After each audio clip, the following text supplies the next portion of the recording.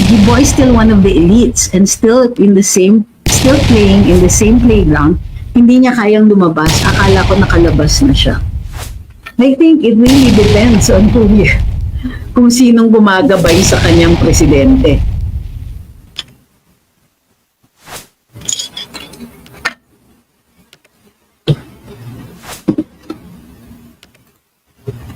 Florence says, maybe we can do a little push to the first family na i-deport sila sa WPS. Gusto naman nilang ipaglaban yan.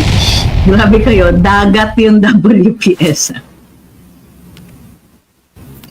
Sabi ni Glenn, kawawang mga sundalong na relieve. Well, I think you have to be precise with your language. Pagka-officer, official ang tawag natin sa kanila. So dito, na-relieve si Vice Admiral Carlos. Well, allegedly na-relieve. Diba? Hindi maliwanag kasi sinasabi ng ibang channels or official channels that he is on leave. So, and coincidentally incapable of confirming whether or not that agreement is real or true or AI yan. Diba? Pero para sa akin, the simplest explanation is usually true, that it is real. So, and coincidentally incapable of confirming whether or not that agreement is real or true or AI yan. Diba? Pero para sa akin, the simplest explanation is usually true, that it is real. Gulo-gulo na nga eh. Mayroong mga nagsasalita dyan who are likewise not authorized to speak on behalf of the country. Pero salita sila ng salita, which complicates our position even more. And remember, the world is watching when it comes to international relations. Sabi ni John Wise, hirap na siguro mga tol sa pagdepensa sa mga issue ng admin na to mula sa walang achievements. Issue na pagiging bangag at ngayon sa secret agreement sa China, nababaon na sila. It's a little alam nyo, they could have just said, yes, it was a temporary agreement, just for February, yan. Sana sinabi na, hindi, for February 1 lang yan. Yun nga lang, hihina na ang position nila with regard to Duterte's own agreement.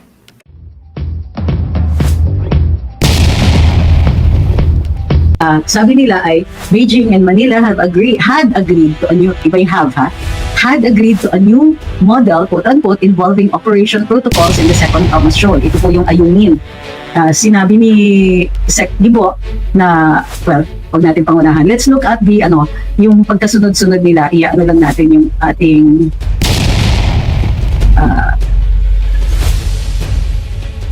slideshow. Uy, may slideshow. Yan.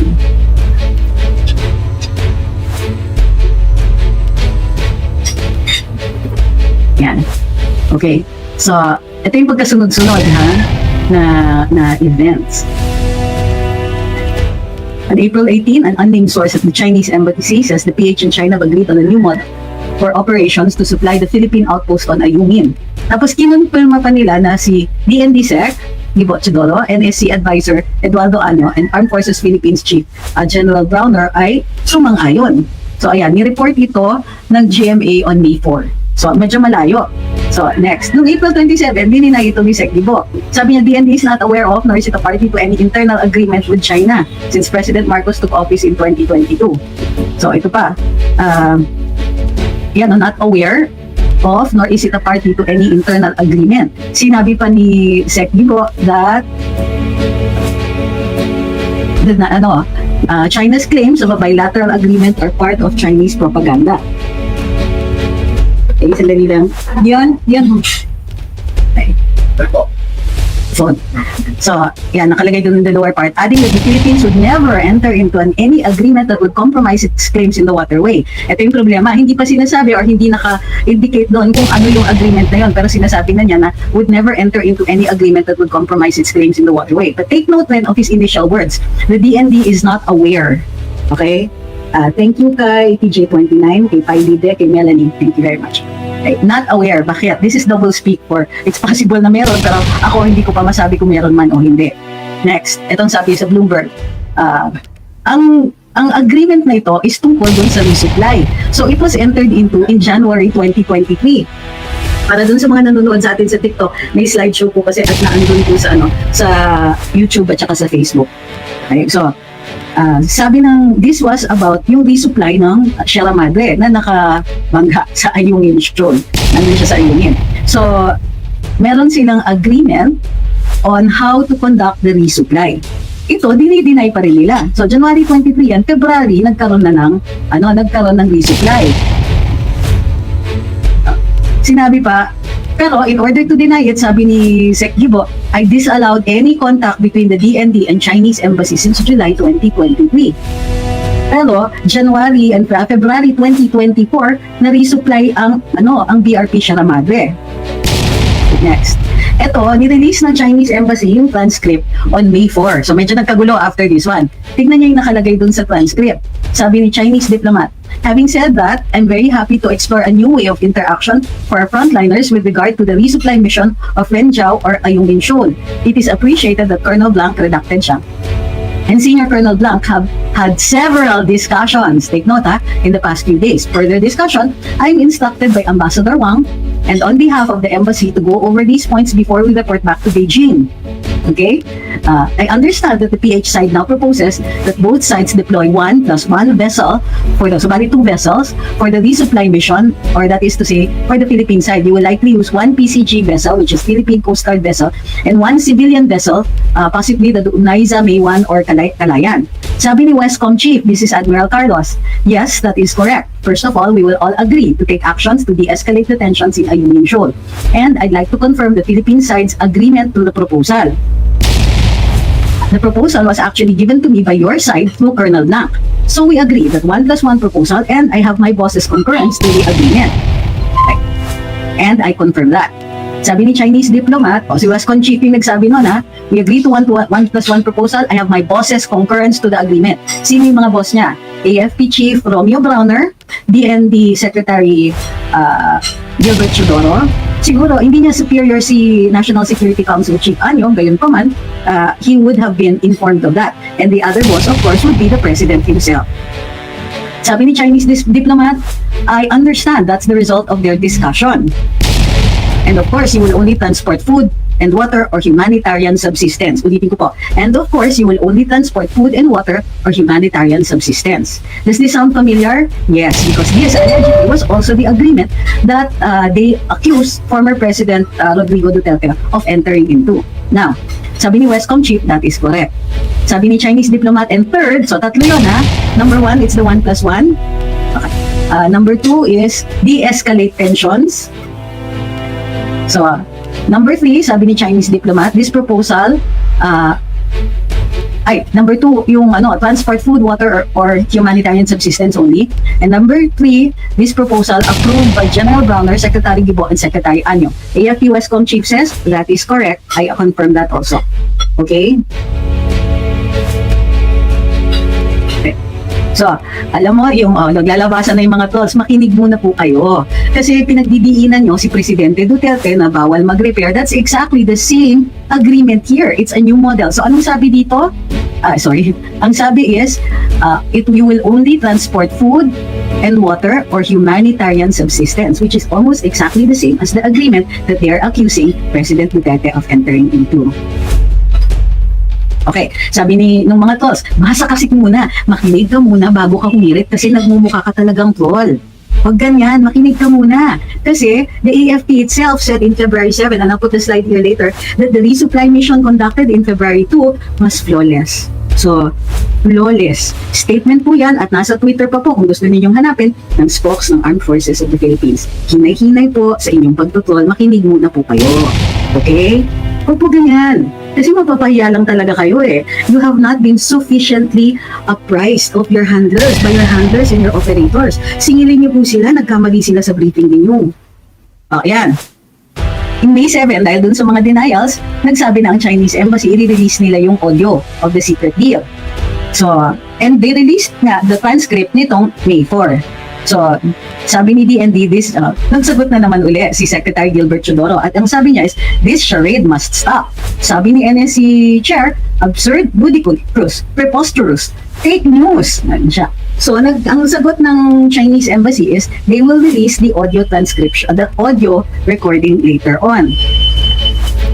So, ayan, ang sagot ngayon ni Sec Yubo is that paaalisin yung Chinese diplomat for wiretapping. Now, there's a problem with the statement of Sec Yubo.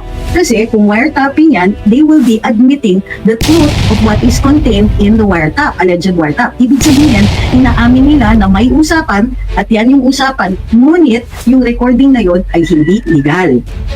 Okay? So, take note ha. So, ang sagot ngayon ni Sec Browner is, audio can be forged with deep fakes at ang transcript daw ay maaaring gayahin or maaaring i-inventohin. Okay? So, balik na tayo. Dahil nahanap ko lang yung ito. So, isi-share ko din to. Dali lang. Ipapasok ko dito. Ayan. Natin dito. Sadali lang ha. Ipapasok ko yung ayan. Para lang sa kapakanan ng mga frauds. Resupply mission to Ayungin. This is February 2. Flawless, sabi ng AFP. Mission accomplished, sabi ni AFP spokes Francel Margaret Padilla sa Twitter. Okay? We executed a flawless rotation and supply operation of the BRT Sierra Madre. At base kung natuloy ang agreement na ito, tuloy-tuloy po yung resupply mission na ganyan. So, shortly after nilabas ng Chinese Embassy yung statement na ganito na mayroon silang new model agreement, biglang nag-leave or na-relieve si Westcom Chief Carlos. Kasi siya nga daw yung kinuquote dito sa sa recorded recording na agreement. So, ibig sabihin, yung agreement ni former President Duterte to resupply and to maintain the status quo, that is, tuloy-tuloy na mapapakain o bibigyan ng supply sa ating Marines who are on the BRP Sierra Madre ay hindi na maaantala at pag-uusapan parati, continuing po yung ganong klaseng resupply in accordance with this kind of agreement. So, ano po ang masama doon? Minamasama ng ilang mga opisyalis natin, supposedly na may agreement daw na walang repair doon sa BRP Sierra Madre. Pero ang punto dito is, you enter into a status quo agreement. Hindi po kasi status quo pag nag-repair tayo o kaya in-extend natin yung ayunin. Kung titingnan natin po yung decision ng arbitral tribunal tungkol doon naman sa Scarborough Shoal, ang sinabi dito ay hindi mababago yung regime of islands just because China created artificial islands out of low tide elevations. Okay? Ayan.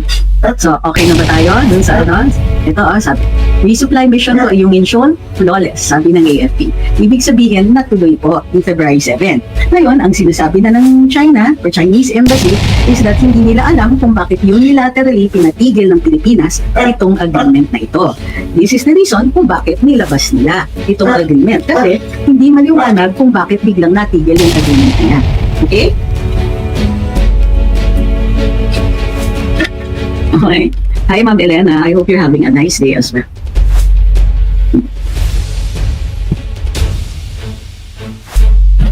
So, hindi po natin, kasi this agreement, ang dami nagsasabi, they want to deny it. Gusto nilang i-deny na hindi ito totoo. Pero if you're going to use the defense of wiretap, then you will admit that that recording exists and that it is real. Kasi kung hindi naman totoo yan, paano naging wiretap? Okay? So, medyo may problema sila sa defenses nila na gano'n. Now, on the other hand, ano naman ang sama dito sa agreement na ito? In fact, suportado ko ang Marcos administration kung tuloy-tuloy pa rin nilang i-observe itong agreement na ito dahil kawawa naman yung mga Marines natin na nandun sa Ayungin, na nandun sa BRP Sierra Madre. Kailangan may kasiguruhan tayo na mapapakain, masusupply sila. Otherwise, sila yung mahihirapan doon. And remember, yung Marines, we don't leave any man behind. So, hi kay Laila, sabi niya she worked with me for 5 months, July to October, April, June, July, August, September, October. Oo nga, no? 5 months pala tayo. I keep thinking 3 months. Matagal pala ako nagtrabaho. 5 actually, kasi ako, 6 months ako with BDM formally because I started in May. May, June, July, August, September, October. 6 na buwan pala ako. So, kumusta ka na? I hope you're well. So, ito yung problema. Ako, I'd have no problem. Ang problema ko, internationally, is the credibility of the Marcos government. Thank you, Kileng lang. Because, dininay nila, they said hindi totoo, and now they are scrambling for a reason to deny this. So, mas maayos pa yung kina General Browner na pwede yung deepfake o yung transcript, pwede invento na yan. Kaya lang, hindi pa nila naririnig, sinasabi na nila na deepfake. So, medyo malabo yun. Sabi ni Damon, ay, nasagot pala niya si Philippine Leaks. Okay, next. Sabi ni Randy, buti na lang di nanalo si Gibo sa pagtakbong presidente. Well, I think people change. Yun lang po. At least the DND changed and so he has to protect the president. Ang suspetsya ko dito is, hindi maglalakas loob sina Sec Gibo and others na makipag-usap sa Chinese embassy given the situation the Philippines is in with the United States. So, imposibleng hindi ko alam ng Malacanang ito. Now, let's discuss wiretaps. Now, one of two things ito. Number one, they can claim that it is wiretap because, but may butas yun. It means the Chinese embassy is telling the truth. Ito talaga yung usapan, ni-record lang nila illegally. So that's a very dangerous stand to take. On the other hand, there's also a reasonable explanation. Kasi sa totoo lang, hindi naman, kahit ako, if I was representing the Philippine government, I would tell my counterparts, we will be recording this for purposes of our reporting to our principal, who is the president. Alam nga naman, hindi kayo magre-record or even to take notes during an important meeting like this. And it is almost always a guarantee. Sumama po ako sa Pangulo in many meetings and all of those are recorded by both sides. Okay? So, this is a far more reasonable explanation. It was an official discussion, an official meet, kumbaga, whether it was online or in person, di tayo sure. But, ang punto dito is, because of the weight, the seriousness, and the fact that it is an official meeting, then a recording on both sides would be reasonable and not be subjected to wiretapping, to the anti-wiretapping law. Because both parties are aware of the recording and give their approval to it, tacit or otherwise. Sabi ni John Paul, they need to record it because Chinese diplomats also need an interpreter. Well, not all. A lot of the Chinese diplomats are very well versed in English. They're very good at it, and I've met several. I think one of the requirements talaga is a facility with a second language, katulad po ng DFA natin. And those that deal with the Philippines speak very good English. Okay, so we're not saying that our own officials are lying. But what I'm saying is that it is quite possible that they were caught unawares by this, or they weren't prepared. Ay, kibinibining Pilipinas. Sabi niya, speaking from the mind of a Duterte critic, I think it was a bit sketchy that these kinds of agreements are kept behind citizens' eyes. Kaya we are a bit apprehensive. I understand your apprehension, ma'am. And that is correct. You would be apprehensive. However, there is a Supreme Court ruling that has already stated that the government can and is not, can refuse to subject diplomatic negotiations. Okay, ulit. Negotiations from the public. Now, in the case of Duterte, it was published and I think it's on SAS's wall. This one was not. So, but yes, I understand. Siyempre, as the public, we want to be informed. And our Constitution indicates transparency. Diba? Kailangan transparent ang government officials natin. But the Constitution, through the rulings of the Supreme Court, already indicated that there are certain things that are not subject to FOI, meaning hindi required ang ating administrasyon to inform the people. So kung ongoing pa lang yung mga talks, hindi yan subject to publication and cannot be subjected to FOI. Number two, state secrets. The classification of state secrets isn't well defined by the Supreme Court because they want to give wide discretion to the officials, to our officials, to determine what to be considered state secrets. Next, third, issues on national security. So, hindi yun pwede lahat. So, and again, it is the administration that gets to define it, subject to review by the Supreme Court with the appropriate action.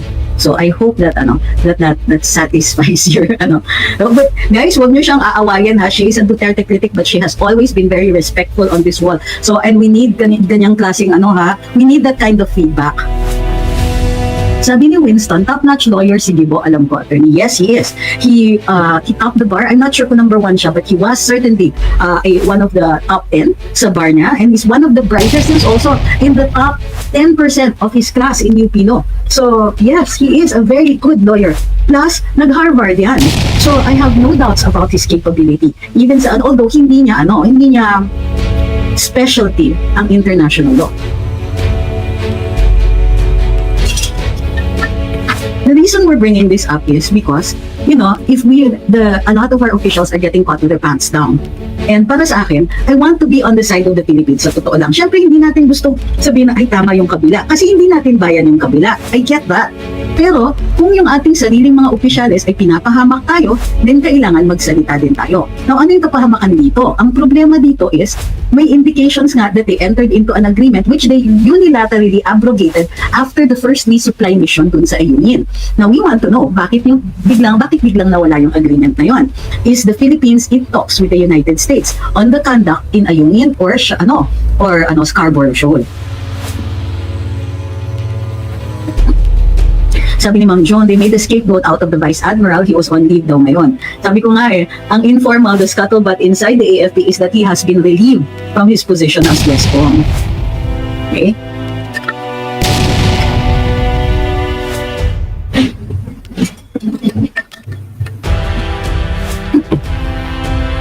Alright. Sabi ni Noel, kung nasa OPS ka pa, ang ganitong political discourse natin, mas masyadong comms ng admin. Well, I'm not sure about that. I don't know. That's hypothetical right now. I don't know how well prepared I would be kung magulo din ang kausap mo. Diba? Kung kausap ko ay magulo din. Magandang umaga dun sa mga bagong pasok. Hi kay Kylie. Sabi niya, ipinagyabang nila nung February in the absence of an agreement that they had smoothly resupplied. Pero ngayon nabutata sila. Kaya pala smoothly resupply ay dahil pala may gentleman's agreement. Sabi nila Luce Sole, sobrang daming iskandalo ng mga issues ng administrasyon na to. Wala man lang news na maganda na sobrang ikakatuwa ng mga tao. Next election, gaganti tayo guys. Ubusin natin lahat ng mga yan sa Congress at Senado na walang paninindigan para sa bayan.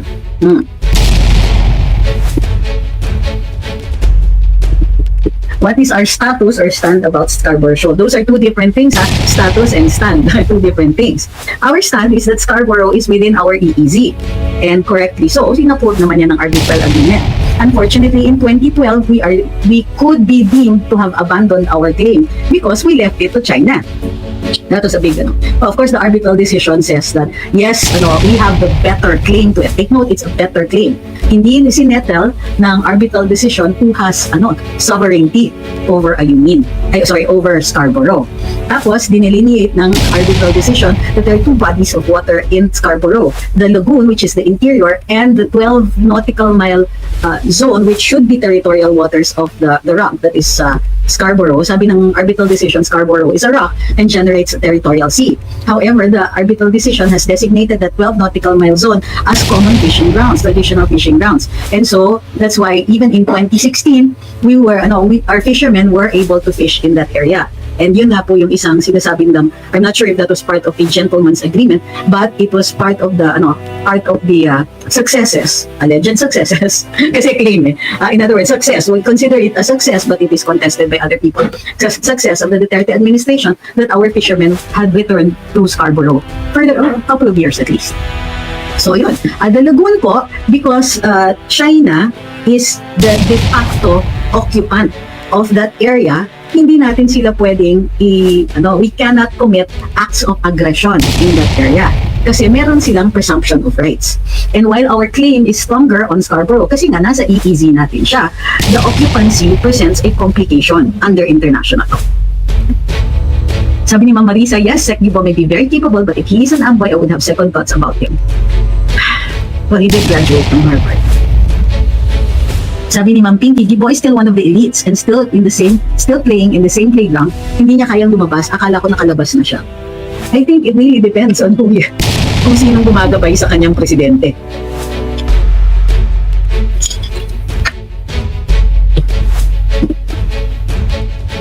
Florence says, maybe we can do a little push to the first family na i-deport sila sa WPS. Gusto naman nilang ipaglaban. Grabe kayo, dagat yung WPS. Sabi ni Glenn, kawawang mga sundalong na relieve. Well, I think you have to be precise with your language. Pagka-officer, official ang tawag natin sa kanila. So dito, na-relieve si Vice Admiral Carlos. Well, allegedly na-relieve, di ba? Hindi maniwanag kasi sinasabi ng ibang channels or official channels that he is on leave. So, and coincidentally, incapable of confirming whether or not that agreement is real or true or AI yan. Diba? Pero para sa akin, the simplest explanation is usually true. That it is real. Sabi ni Tala, when you were still in the government, is there any chance you're bribed to do something against your will? Is there any chance? Well, para sa akin kasi there's none. I was not ever considered a very important official. I had no big funds, and I was really just there to brief the people, which is a constitutional guarantee of transparency. So, my office guaranteed certain constitutional rights. Pero, if you're talking about, did I have many funds or was I somebody who was in a position to be asked certain favors? Hindi po. Kasi yung mga very close in the circle of the president, malabo po nalalapitan yung press sec kasi kung kaya umabot sa akin, kaya nilang umabot sa presidente.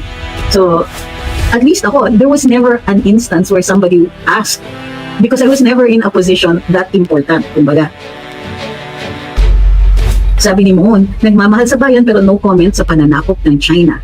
No comment sa pananakop ng China. Who are we talking about? If you're talking about the Vice President, that's not her job. Plus, ang gulo-gulo na nga eh.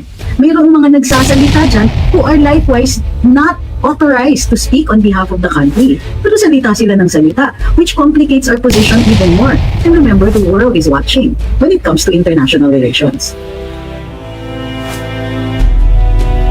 Sabi ni John Wise, hirap na siguro mga tol sa pagdepensa sa mga issue ng admin na to mula sa walang achievements. Issue na pagiging bangag at ngayon sa secret agreement sa China, nababaon na sila.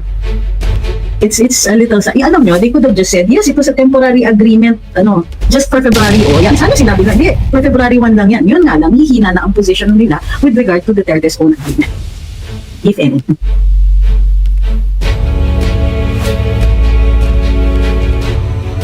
Sabi ni Ra, off topic, magtiway lang ako sa vlog mo yesterday about the new super alliance. Napagtanto ko na dapat palang bantayan yon. Kasi kapag lalaki pa sila, maraming ma-endanger further ang democracy natin. Yes. Kaya nga, dito dapat nakikita, and I want you to listen. Natutusan pa sila, no? Pag sinasabi nyo kasi, naninira lang kayo sa gobyerno, no. An opposition makes for a healthy democracy. So kung may isang super party at walang opposition, that's really dangerous for us because who is going to speak against these people? So paano yan, diba? So huwag niyo pong gagamitin yung linya na naninira lang kayo, gusto niyo yung pabagsakin ng gobyerno. No. Criticism is a valid part of good citizenship, and the Constitution guarantees it under Article 3. No law shall be passed abridging the freedom of speech, of expression, and of the press. Personally, I think ang daldal ng Constitution natin. Freedom of speech would have been enough. Freedom of expression would have been enough. But no, that include everything. Si Direk Lino Broca yung nag-insist. Okay. So ganun, huwag niyo pong sasabihin na masama ang kritisismo. Dahil pag nabaliktad na naman ang mundo, i-defend namin naman yung karapatan ninyo na mag-criticize. Kawawa lang kayo kung tanga-tanga yung criticism na yun because we're not gonna change when it comes to that. Sorry. Ganyan pa man, feel free to criticize yun. Pero we're criticizing government. Kayo, you're criticizing us. Paano naging tama yun? And even worse, nalalibel pa kayo. Sabi ni Zai, kung sabihin nilang AI or wiretap, problema na nila kung paano nila ipoprove. Ganun nga. Sinabi na nga nila. At may problema na nga po sila. Hindi lang sa atin, pero internationally. Look, what are the two ways that we can enforce our rights dito sa WPS? Number one is something that our president has been avoiding, diplomacy. Number two, further arbitration under the UNCLOS this time. There is an arbitration tribunal for the UNCLOS. Pero that will require China to waive part of its sovereignty in order to come to agree to arbitration. So in the end, it is all about diplomacy.